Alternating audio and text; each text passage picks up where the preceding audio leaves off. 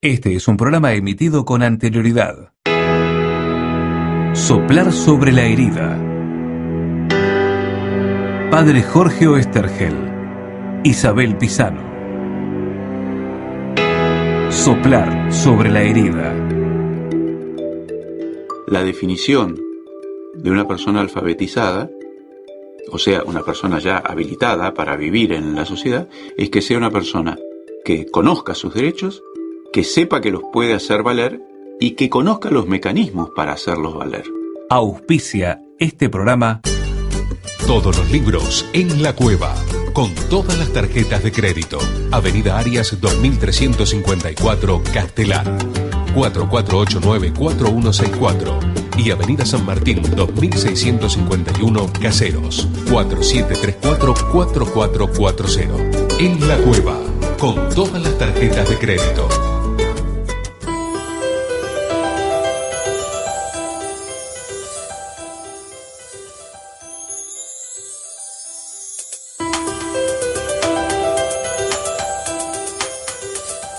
Hola, ¿qué tal? ¿Cómo les va? Estamos nuevamente compartiendo con todos ustedes este programa que llamamos Soplar sobre la herida y que nos reúne todas las semanas a todos ustedes y a mí con Isabel Pisano. ¿Cómo estás, Isa? Bien, muy bien.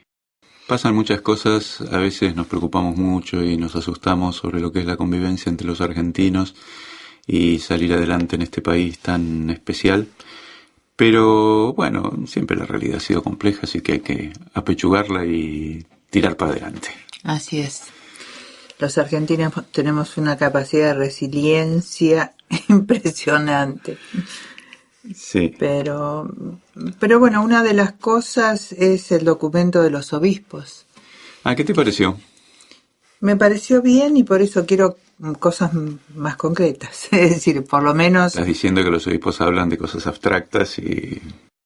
No son abstractas, solo que a veces uno las escucha cuando lo lee, está tan bien escrito y demás que por ahí se pierde lo profundo de cada observación, ¿no es cierto?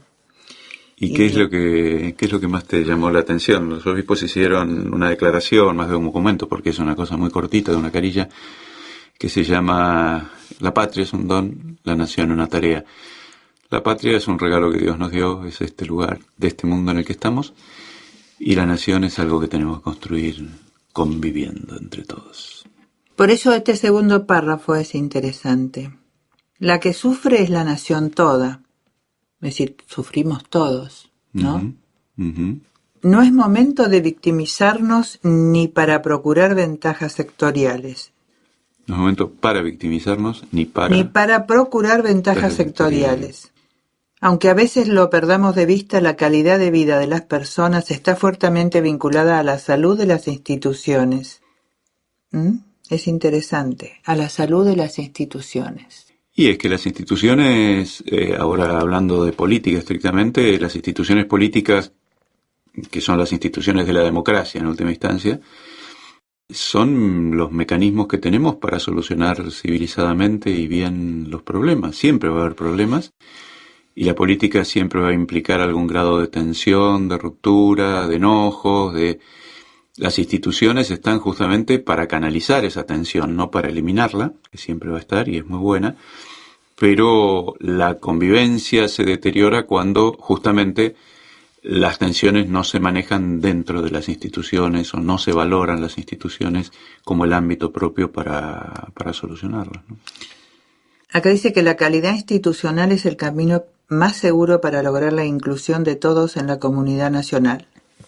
Por eso es necesario que los poderes del Estado, de acuerdo a su naturaleza, actúen respetando su legítima autonomía, complementándose en el servicio del bien común, al bien común. Y mirándolo así como uno que escucha las noticias, lee los diarios y demás, hay como una especie de invasión y de falta de respeto de instituciones hacia otras instituciones.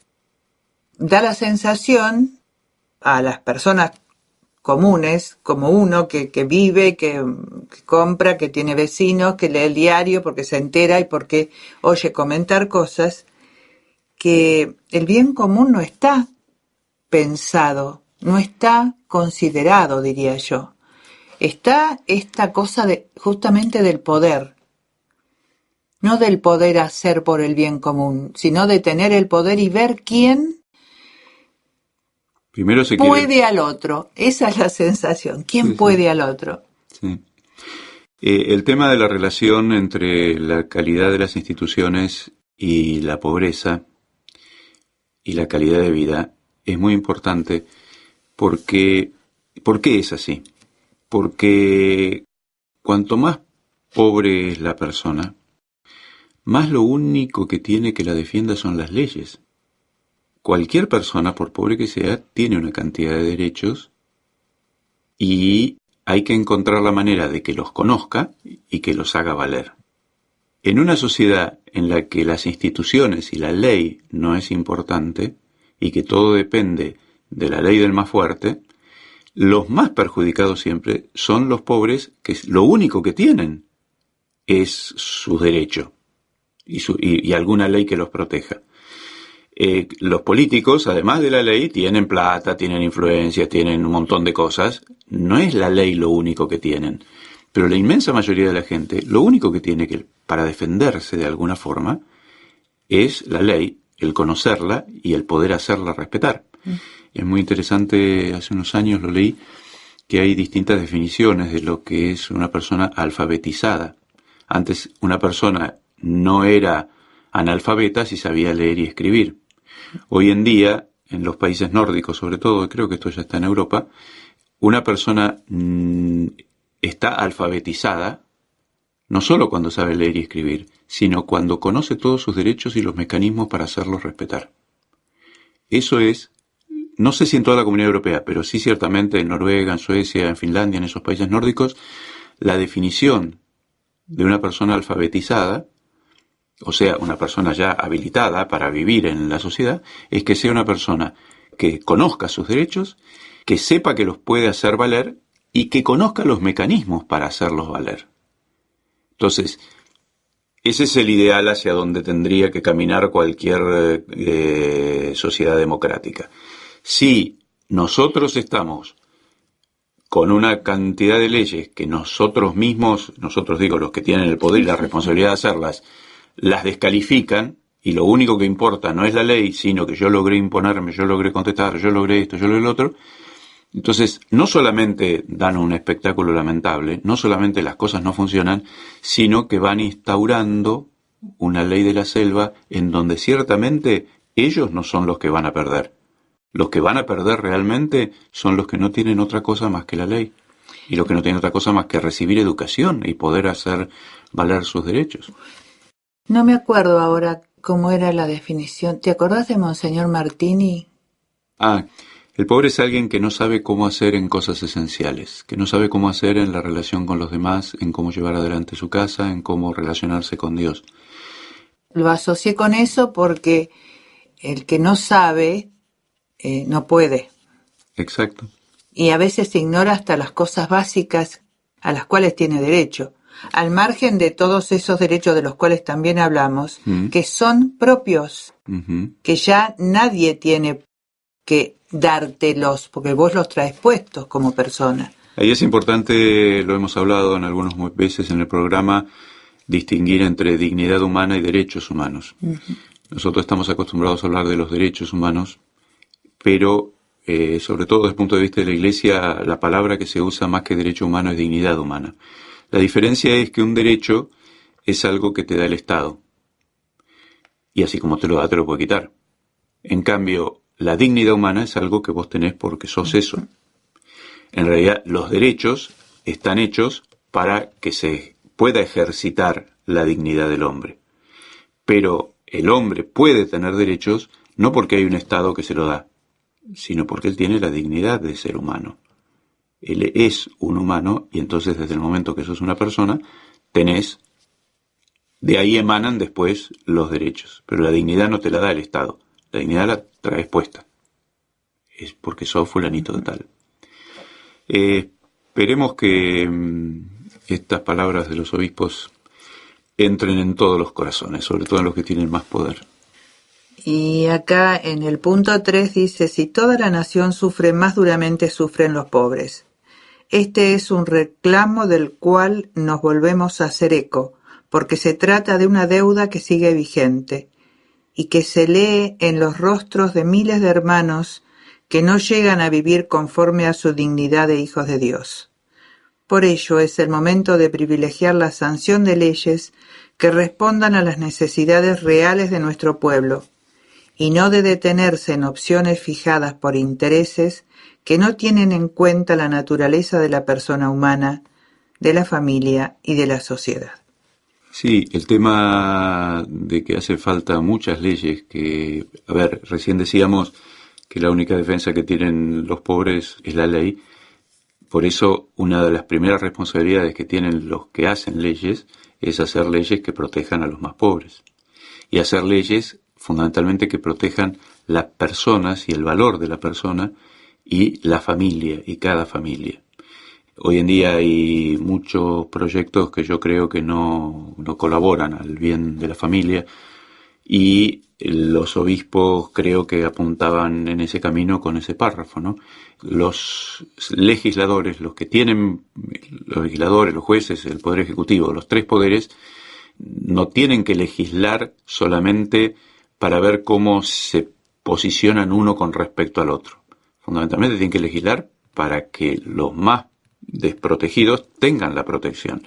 Las familias se están desmembrando y destruyendo día a día.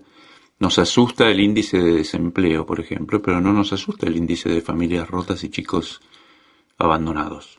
Nos asusta el índice de la inflación, pero no nos asusta el índice del PACO. Las dos cosas están relacionadas, pero tiene que haber un andamiaje enorme de leyes que protejan a la familia, que protejan a los chicos, y en eso tendríamos que pasarnos toda la vida, sobre eso tendríamos que estar todo el día discutiendo.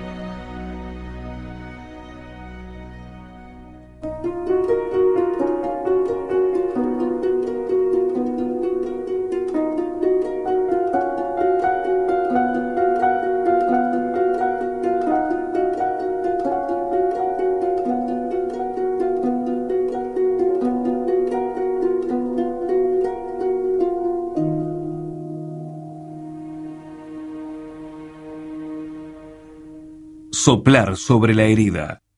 El título es La pereza, que salió en La Nación, y dice: ese estado de ánimo tan humano y peligroso, una mirada filosófica e histórica sobre un síntoma que algunas culturas rechazan y otras enaltecen: el mandato religioso, la culpa moderna y el terror a no hacer nada. Entonces, el artículo me pareció muy interesante. No me acuerdo cómo es el nombre de la que lo escribió. Es una mujer. Se llama Diana Cohen Agrest, una filósofa. Me pareció muy interesante porque es una de esas cosas obvias que uno tiene puesta en algún lugar en el casillero de lo que no hay que ser, un perezoso o alguien que no hace nada útil. Y en realidad el artículo desmitifica eso y muestra cómo en las sociedades y a lo largo de la historia ha estado muy valorada como algo muy positivo la pereza, y sobre todo como el privilegio de los más ricos y de los que más pueden. Las clases altas siempre han considerado el trabajo como una deshonra, y la gente bien, y la gente, los nobles, la gente importante, era gente que no trabajaba y se jactaba de no trabajar. Pero era gente que le imponía a los demás el trabajo como una norma y que descalificaba la pereza como un vicio y hasta como un pecado. sí, es cierto. Lo que pasa es que ya Platón decía, ¿no? Por lo que estoy leyendo aquí en el artículo, en otros tiempos, cuando todavía no era asociada con la omisión de cualquier labor productiva, la pereza era una condición dichosa en la cual solazarse. Y aunque los filósofos en la antigua Grecia no se ponían de acuerdo en el origen o en la naturaleza del cosmos, en cierta cuestión habrían alcanzado un consenso universal: el trabajo era una actividad aborrecible. Cobrar por laburar era indigno de la persona, eso que yo lo decía Platón, ¿no? Sí, sí. Pero es interesante también, hablando de la pereza, ¿no? Aquí la autora recuerda a La Fiaca, esa película de Norman Brisky. ¿Y qué dice? No, encarnaba a un empleado de oficina que un día dijo: ya no voy a laburar más, y no fue a laburar más. Tengo fiaca. Tal vez porque la fiaca no es tomada por un rasgo de carácter, sino como una condición transitoria y apenas una debilidad humana libre de condena. En cualquier caso, la ambigüedad valorativa de la pereza se manifiesta en su derrotero zigzagueante. Elogiada o vilipendiada, la pereza suele ser tan reconocida y las más de las veces negada. Y me encanta esto porque dice que debe distinguirse la pereza del aburrimiento o de la depresión. Mientras que el aburrimiento, en su origen etimológico, refiere a aborrere, el horror al desencadenamiento de un proceso de desorganización que impide desear, es decir, sería una enfermedad, el no desear. La pereza significa no desear lo suficiente como para poder desear. Así que es poquito. Y la palabra depresión proviene de depressus, que es abatimiento, y define un trastorno clínico que es tratable. La pereza es diferente. La pereza es una cosa muy linda. Cada vez a medida que lo vas leyendo me va entusiasmando más el tema. Pero resulta que después la interpretación cristiana de la pereza no fue esa. No, eso después, es lo que es interesante, es ver cómo está tan condicionada por lo social y lo cultural. La Iglesia, y en esto sobre todo todas las iglesias protestantes han sido tremendas, las iglesias protestantes muy puritanas especialmente, se convirtió en un pecado capital. Pero lo curioso es que es un pecado para los que tenían que trabajar. Los que no estaban en el área del trabajo y no eran laburantes porque eran nobles o eran ricos o eran obispos o eran curas, para ellos parece que ahí se podía ser perezoso, pero se impone como una norma tremenda y como un pecado grave el tema de la pereza, pero es respondiendo a cuestiones culturales de una época y como una manera también de sometimiento de la gente. El tema del ocio y el negocio, lo natural es el ocio y lo creativo es el ocio. El negocio, que es la negación del ocio, digamos, es el estar produciendo. Eso tiene mucho que ver con el tema del tiempo, y que el tiempo es oro. A uno le han metido en la cabeza que si uno No está... se puede perder el tiempo. No se puede perder el tiempo. Y en realidad, ese tiempo que se pierde, entre comillas, es tiempo que se gana para otra cosa, que se gana para uno, que se gana para estar con los amigos, que se gana para... La pereza no es solamente estar tirado en una cama, sino que la pereza también es estar toda una tarde charlando y tomando mate con gente que uno la pasa bien. Pero quizás eso es lo que no tenemos educado, digamos. Porque de alguna manera es también aprovechar el tiempo sin estar haciendo nada que tenga que ver con un sueldo o sin Con el negocio. Con el negocio, claro. Los que pueden hacerlo, algunos ya ni siquiera pueden tener ese tiempo porque lo poco que tienen es para dormir. Pero realmente lo que va haciendo que uno crezca y esté contento y esté satisfecho son esos momentos que uno tiene para hablar, de los momentos que tiene para no hablar también y sentarse y mirar cómo se pone el sol y esos disfrutes de las cosas. Quizás tengamos que educar el disfrutar de las cosas y no estar en los momentos en que no tenemos que ir a trabajar, por ejemplo, o que tenemos un ratito libre, estar despotricando o estar perdiendo justamente el tiempo que tenemos para ser nosotros. Hay una enorme sabiduría en el pueblo judío en la institución del sábado, que es propia del judío, que después la toma el cristiano y convierte el domingo. En los países, esto muchas veces no lo sabemos en nuestra cultura, pero en los países que no han tenido ninguna influencia occidental ni del cristianismo, hoy, ahora ya menos por la cuestión de la globalización, pero hasta ayer, no existía la semana, porque no había en China no hay un día donde se deje de trabajar. No es que uno va a laburar, es que no, los días de semana ni siquiera tienen nombre, no hay un día en el que se para la actividad, porque no hay ningún motivo para parar la actividad que no sea un motivo religioso y un motivo de que el ser humano quiere consagrar un día al ocio, no al negocio, y a estar en su casa, a estar con su familia, a no hacer nada si tiene ganas. Las prescripciones para el sábado, que no se podían caminar más de tantos pasos, que no se podía recoger la cosecha, que no se podía llevar los animales a más distancia, te obligaban a estar quieto en tu casa y un poquito más, y a buscar lo básico para sobrevivir. No era un tiempo de dispersión, sino era un tiempo de no hacer nada, porque ese no hacer nada era fundamental. Se consagraba ese día a Dios, se consagraba ese día a la familia, ¿y qué se hacía con la familia? Nada, se charlaba, porque no se podía caminar más de tantos pasos. Pero eso... Detrás de eso está la sabiduría y la fuerza del pueblo judío. Claro, pero eso no es pereza, eso es ocio.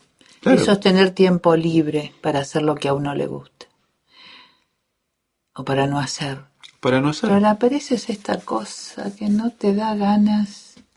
Sí, a veces también uno tendría que laburar más. Pero, pero a mí lo que me parece muy interesante de ese artículo es que te invite a pensar un poco sobre estas cosas y que uno se pregunte, y cuando tiene ganas de no hacer nada, no lo viva con culpa. Y que además el hecho de ser perezoso en cuanto a hacer o no hacer, no tenga que ver con la relación con las personas. Porque los muy perezosos hasta se ponen perezosos para relacionarse con otros, qué sé yo. Y bueno, voy mañana o después la llamo, después. Esas cosas, ¿habría que educarlas también o no? Qué sé yo, dejarlas ser, no sé.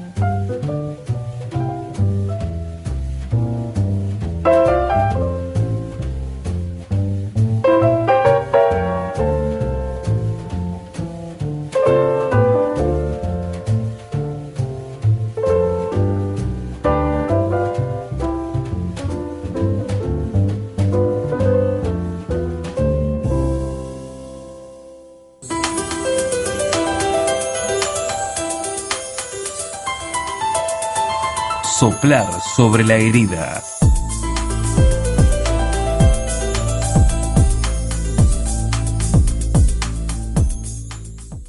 Este es un programa emitido con anterioridad. Hay ciertas cosas que nunca uno puede transmitir del todo por más palabras que ponga. Pero tiene más palabras para lo que le fue mal. Soplar sobre la herida.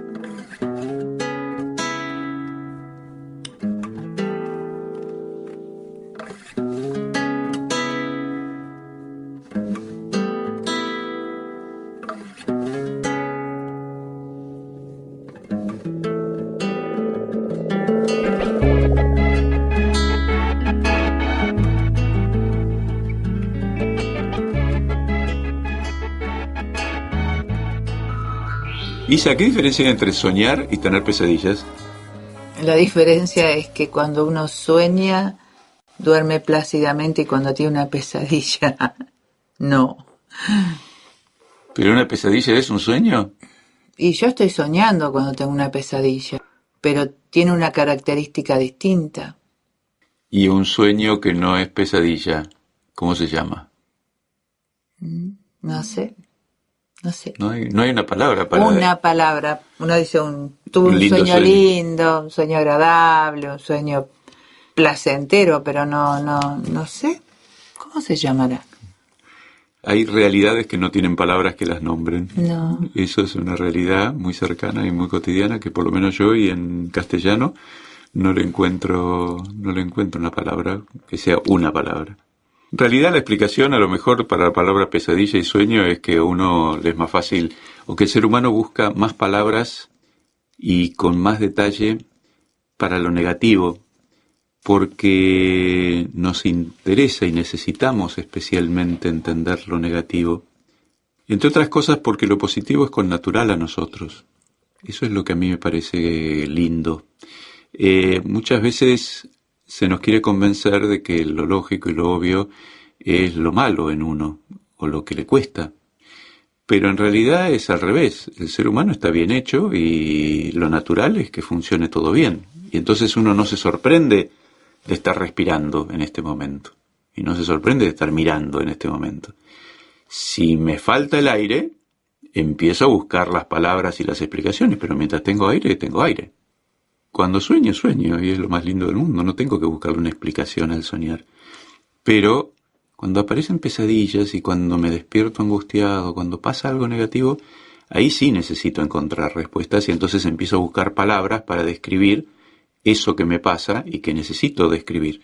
Debe haber mucho más palabras para describir los dolores y las carencias de uno que para describir lo que uno vive con toda normalidad. Pero escúchame, sí, es así, vos te encontrás con la gente y entonces seguramente uno también cuenta lo que le ha sucedido y más o menos, ¿viste? Porque ayer, antes de ayer me pasó esto y te encontrás todo, te haces todo un relato de todo lo que te pasó malo o no tan malo, pero feo. Ahora, cuando vos te preguntan, che, ¿qué tal estuvo la fiesta? ¿Y qué querés que te diga? Estuvo bárbara, pero contame, y no puedo, ¿viste? Porque es una cosa que, es cierto, te quedás con la sensación y no podés transmitir. Hay ciertas cosas que nunca uno puede transmitir del todo por más palabras que ponga. Pero tiene más palabras para lo que le fue mal. No sé si es propio del argentino.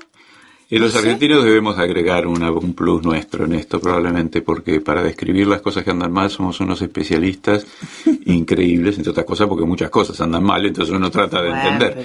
Pero a mí lo que me resulta interesante de esto es que es volver a decir lo mismo que hemos dicho muchas veces. Los seres humanos tenemos muchos defectos, tenemos muchos problemas, somos capaces de hacer mucho daño, pero lo natural nuestro es lo bueno, lo que funciona, lo lindo. Lo natural es quererse, es saludarse, es compartir. Uno puede decir, no, pero lo natural en esta sociedad no es compartir. Es lo que más se hace, el no compartir. Pero cuando compartimos con absoluta naturalidad, porque el ser humano está hecho para compartir. Lo que más se hace no es necesariamente lo más natural. El ser humano miente mucho, pero lo normal no es mentir. Lo normal es poder hablar bien y decir lo que a uno le pasa y contar la verdad y buscar la verdad. Ese tratar siempre de definir y describir mejor lo negativo genera muchas heridas. Ya que estamos soplando sobre heridas, es bueno decirlo también. Son como mecanismos en los cuales nos instalamos. Hoy en día, cuando uno dice, yo normalmente digo, me preguntan cómo estoy, digo, bien, la verdad que estoy bárbaro. Y la gente no sabe por dónde seguir la conversación. Ah, qué bien. ¿Sí? ¿En serio? Te dicen. Sí, estoy bárbaro. ¿Y? Ah, qué bien, qué suerte, padre, qué lindo. Como diciendo usted que es cura y no tiene familia, no tiene nada, entonces puede estar bien. Tiene guita, entonces está bien. No es eso. Normalmente, muchas veces no sabemos qué hacer con una persona que está bien. Un día fui a buscar unos resultados de análisis. ¿Y te retaron porque había salido todo bien? No me retaron, pero cuando me acerqué a la ventanilla, el chico me dice, hola, ¿qué tal, señora? ¿Cómo está? Le digo, muy bien. Y te agarró el papel y dijo, vamos suerte. A ver. Claro, ahora le bajo los humos. Pero no, dice, porque todos los que vienen acá, vienen todos así. Y ya uno también a veces lo hace de una y sin pensar, sí, ¿cómo te va? Bárbaro, estoy bien. ¿Qué querés que te cuente? ¿Y cómo estaban los análisis? Estaban bien, pero bueno, al margen. Después lloraría en la puerta, en todo caso. Pero en ese momento el chico se asombró porque yo le he dicho muy bien. Sí, a veces además te quieren hacer sentir la culpa de que estás bien. Hay una cosa... No nos victimicemos. Claro, que de eso quería recordar. Hay una cosa que está relacionada con esta dificultad que tenemos para decir que estamos bien, y que está relacionada con lo que charlamos hace un rato del no victimizarse. Acá hay algo que debe de venir de cuando éramos chicos. el mecanismo de estar mal para que te presten atención es algo que uno de chico aprende muy fácil. Instalarse en esa necesidad de estar mal para que te atiendan y siempre estar quejándote para de alguna manera es algo muy perverso en última instancia, porque no es verdad. El que no llora no mama. El que no llora no mama. No, el Martín Fierro es una enciclopedia del alma argentina. Pero va profundamente a contrapelo de la vida. Es decir, en la medida que todos mostramos lo bien que nos va, porque a nadie le va todo absolutamente bien, pero en la medida que vamos avanzando por ese lado y por el compartir lo que tenemos y lo bueno, entonces se va potenciando lo bueno. Cuando el recurso es ser la víctima siempre, que nadie me entiende, que nadie me comprende, aunque sea verdad, uno puede empezar siempre por el otro lado. Y sí, la verdad que me pasa esto, me pasa esto, me pasa esto. Mira, es curioso, ¿no? Pero hay gente que le pasan cosas terribles. Uh-huh. Y cuando uno la ve, dice, bueno, pero en realidad fue una desgracia con suerte, porque... y agarra el aspecto positivo, lo que quedó en pie, y a partir de ahí. Hace muchos años hubo un terremoto peor todavía que el que ocurrió en Chile, y yo me acuerdo de una foto que vi de aquel terremoto de 1960 en Chile, que se veía toda la casa destruida, escombros por todas partes, y una mujer barriendo la vereda. Es que es lo que hay que hacer. Al día siguiente de que se cayó todo, la vida sigue. Y uno tiene que barrer la vereda, tiene que darle de comer a los chicos, y todo eso es la fuerza y la belleza de la vida. ¿Sabés qué es interesante cuando uno analiza las cosas que le han pasado no tan buenas? Yo siempre hacía hincapié en acentuar las cosas cotidianas. Levantarte, ir al baño, lavarte los dientes, lavarte la cara, ir a la cocina, prepararte un tecito, prepararte un mate, cambiarte, salir, todo eso que uno hace todos los días, volver a la rutina, es como que es lo seguro que tenés. Entonces la rutina se convierte en un hacedor de salud mental, diría yo. Para volver a encaminarte es lo que tenés. Y yo creo que la gente, además, que la gente que ha sufrido mucho, que viste, uno tiene amigos que le han pasado de todo, no habla mucho de eso, pero sí se agarra de estas cosas cotidianas, las sigue haciendo, visitando a los amigos, o vuelve a encaminarse, digamos, porque si no, no se puede volver a armar, ¿no? Es lógico.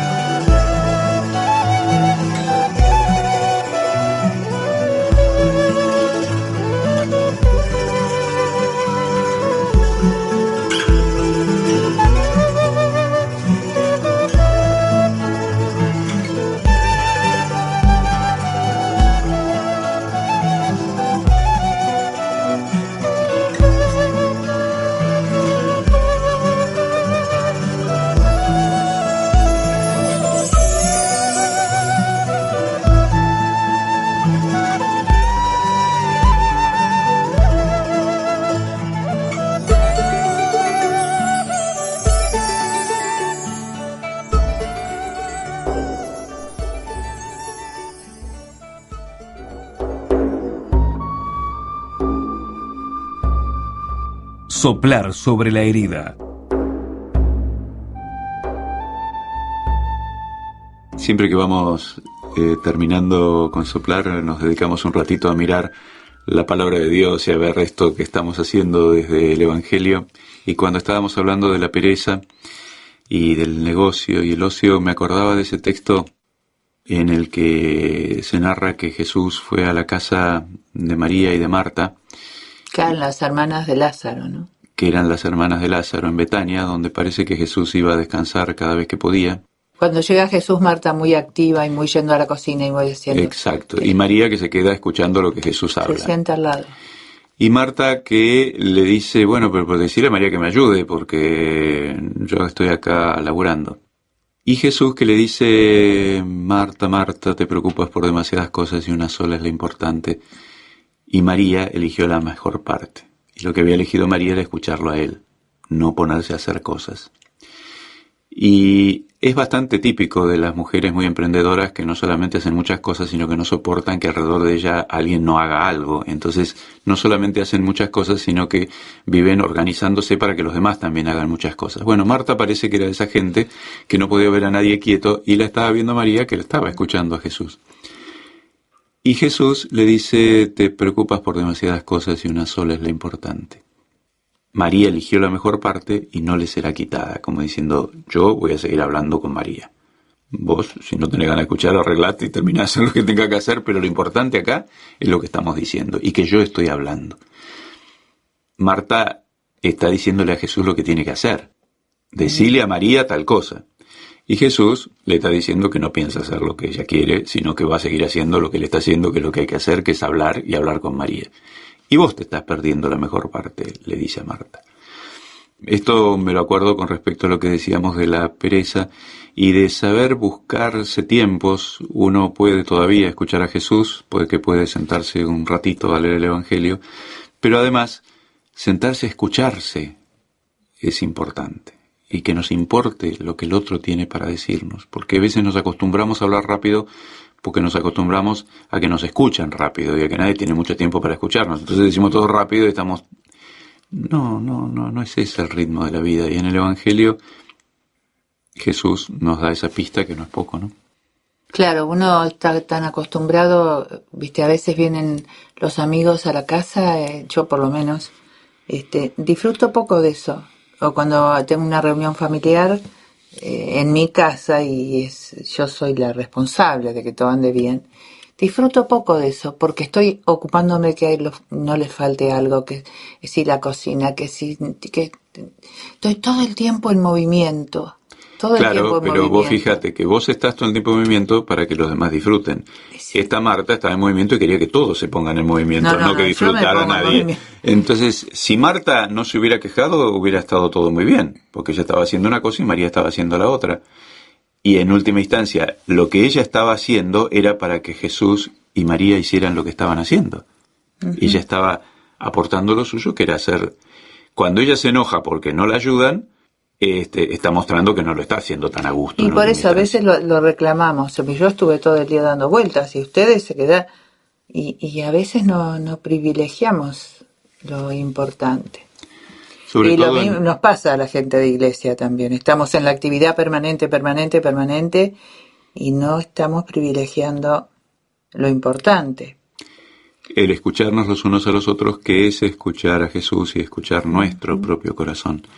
En este mundo tan afiebrado y apurado, volver a escuchar esas palabras de Jesús y volver a sentarnos a escucharlo a Él en medio de las preocupaciones, los dolores o las alegrías que tengamos, es soplar sobre la herida. Si uno escucha a Jesús, siempre está soplando sobre las propias heridas, siempre aprende a ayudar a los demás. Una de las cosas que uno tiene que hacer para intentar ayudar a los demás es escucharlo y responder a lo que el otro realmente necesita, no lo que a mí me parece que el otro necesita. Y este Jesús que habla, nos está hablando en realidad todo el tiempo. Dios nos habla a través de una infinidad de cosas que están alrededor nuestro. Pero que Dios nos esté hablando todo el tiempo No quiere decir que Dios esté hablando como está hablando la televisión cuando la dejamos prendida y cada tanto nos fijamos a ver por dónde va. Dios se pone a hablarme cuando yo me pongo a escucharlo. Dios no es una cosa que está todo el tiempo hablando como un bobo por si alguien lo oye. Cuando yo me pongo a escuchar, Él se pone a hablar. Si yo en cualquier momento del día o de la noche realmente quiero escuchar mi corazón y tengo ganas de escuchar una palabra que venga de Él, hagamos la prueba y vas a ver que siempre que uno encuentra ese espacio, se encuentra con una palabra distinta. Lo que hay que hacer es aprender también a callar la propia voz y a dejar realmente ver qué es lo que Dios me quiso decir con todo lo que me ha pasado el día de hoy, por ejemplo. ¿Qué es lo que Dios me quiere decir ahora que no me puedo dormir?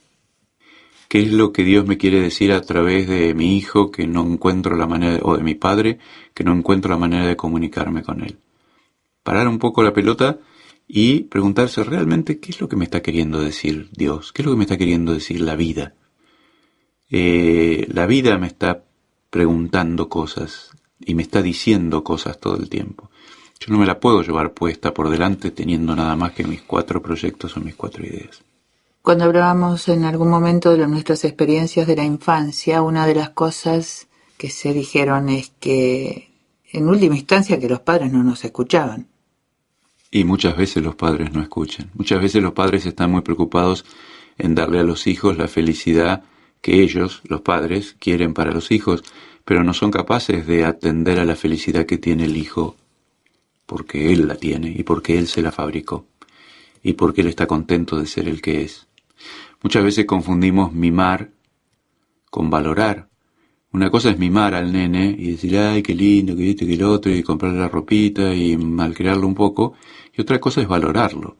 Valorarlo es escucharlo y que me importe, y que ese garabato que él hizo en un papel sea la mejor obra de arte del mundo, porque lo es. Para él es la mejor obra de arte del mundo. Y entonces no puedo pasar por arriba de ningún gesto que brota del corazón de un chico como si fuera una estupidez, porque nada que brota del corazón de nadie, y menos de un chico, es una estupidez. Y es muy común que los padres mimen a los hijos y les den todo lo que para ellos es la felicidad, que estén limpitos, que estén lindos, que estén prolijitos, que estén sanitos. Entonces le metes yogur, le metes esto, le metes lo otro, todas esas cosas que ahora te inventan para tener muchas defensas. Y el pobre pibe está sanísimo, no necesita nada de eso, y lo que quiere es contarte y mostrarte un dibujo, que es una obra de arte, porque nunca en su vida ese chico lo hizo y nunca más lo va a volver a hacer. Es ese día y ese momento en el que vos no podés decir, bueno, sí, después esperá que estoy viendo el partido. Nunca más va a ser ese momento para ese chico. Fíjate que se tocan las cosas, ¿no? En nuestra época, en la mía al menos y en la tuya supongo también, los chicos éramos chicos y los padres sabían que era lo que nos venía bien, sin escuchar, pero era porque si se acercaban mucho, ellos tenían la autoridad, ellos sabían. Los chicos no sabíamos, no se nos escuchaba y se nos daba todo lo que se suponía que nos hacía bien. Y ahora pasa otra cosa. Es decir, en ese momento también era, si le aflojo un poco en los afectos, se pierde la autoridad. Entonces te tocaban poco, te besaban poco, te abrazaban poco. Y ahora me parece que sucede eso por no detenerse en el tiempo. Por no detenerse, hay demasiadas cosas para hacer afuera, adentro, por el laburo, pero también por cosas que no tienen que ver con el trabajo. Lo real es que hay poco tiempo para escucharnos y muchísimo menos tiempo para, como vos decís, parar y decir, bueno, mira, ahora no tengo tiempo, el dibujito lo miro después, qué sé yo. Y después veo lo que quieras, no sé, ese tiempo se acaba, porque al chico se le ocurre en ese momento, y las cosas le pasan en ese momento. Seguramente después le pase otra, pero ese tiempo se perdió. Es así. Qué actual que es el Evangelio, ¿no? Mira dónde llegamos mirando la escena. Modernos los antiguos, como decía Mafalda.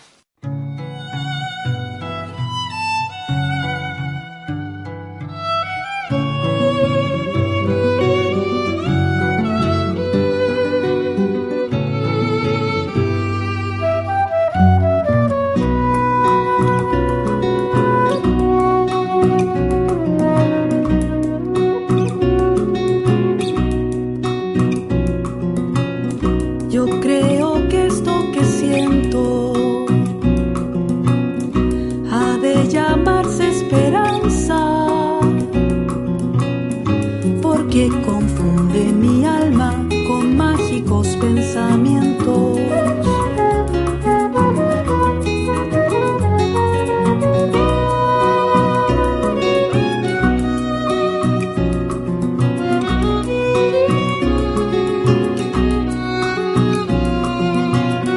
Sabe inventar ilusiones y levantarme en su vuelo. Sabe mezclar los colores para una vida de sueños.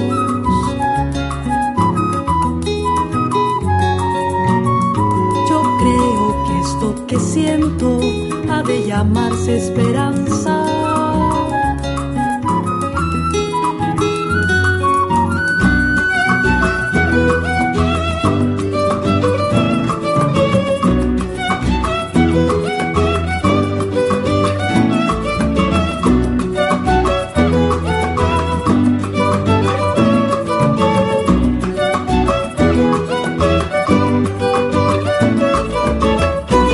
Seguí con esperanza, caminando por la vida, muy convencida decía, ya vendrán días mejores, esquivando los dolores, disfrazando los lamentos, y buena cara al mal tiempo, y aproveché los errores, pero en los días más grises yo la vi desconsolada, por no tener alimento ni viento que la ayudara, esperanza no crecía, se le caían las alas.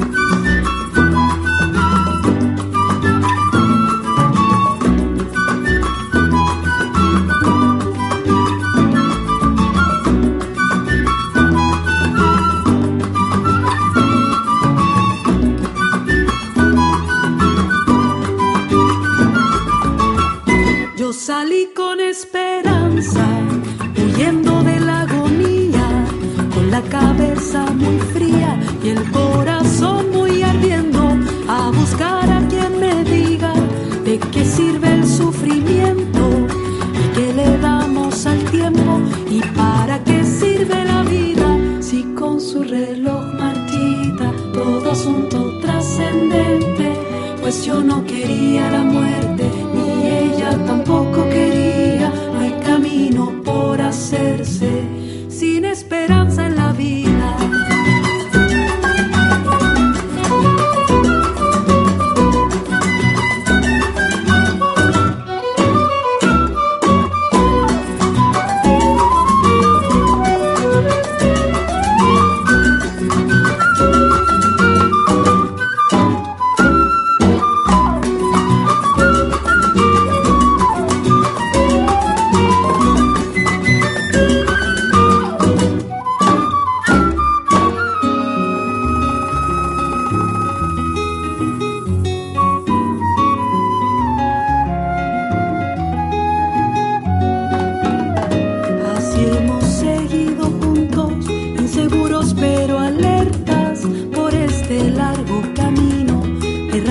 Y quimeras, ella creyendo en mi canto, yo defendiendo su estrella para cumplir nuestro acuerdo de luchar y viceversa.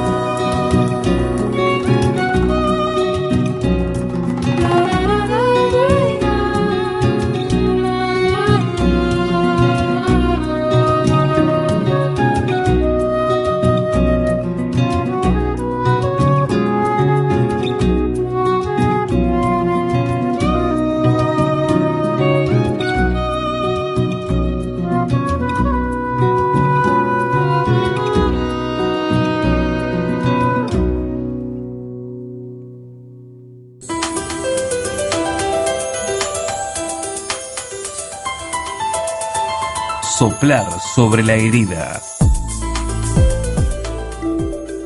Una vez más terminamos con Soplar sobre la herida. La verdad es que cada programa es distinto y lo disfrutamos mucho. Así es, lo disfrutamos mucho, esperemos que ustedes también. Así es que los invitamos para el próximo programa de Soplar sobre la herida. Muchas gracias. Soplar sobre la herida. Hacemos soplar sobre la herida Padre Jorge Oesterhel. Isabel Pisano. Edición Enrique Di Masi.